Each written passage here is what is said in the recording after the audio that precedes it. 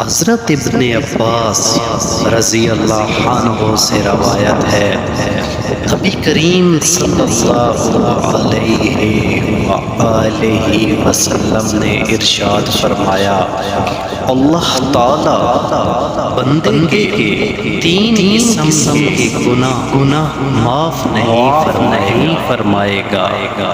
ان گناہوں کے علاوہ جس قدر گناہ ہوں گے ان کو معاف کر دے گا، لیکن ان تین گناہوں کو کبھی معاف نہیں فرمائے گا۔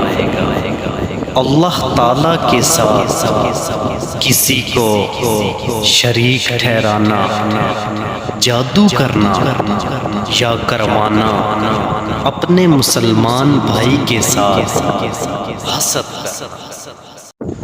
جو شخص روزانہ نماز مغرب کے بعد قبلہ رو منہ کر کے 41 مرتبہ یہ کلمات ادا کرے گا، اس کی جیب کبھی خالی نہیں ہوگی۔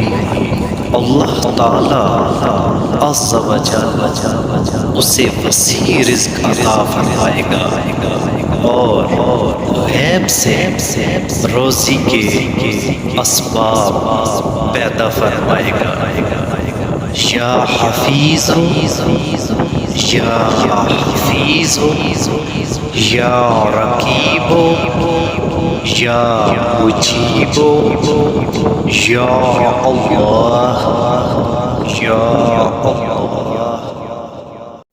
ہمارے پیارے نبی حضرت محمد مصطفیٰ صلی اللہ علیہ وآلہ وسلم نے ارشاد فرمایا کہ جب تم مریض کے پاس اس کی عیادت کے لیے جاؤ تو اس مریض سے اپنے لیے دعا کراؤ، کیونکہ اس وقت اس مریض کی دعا فرشتوں کی دعا کی طرح ہے۔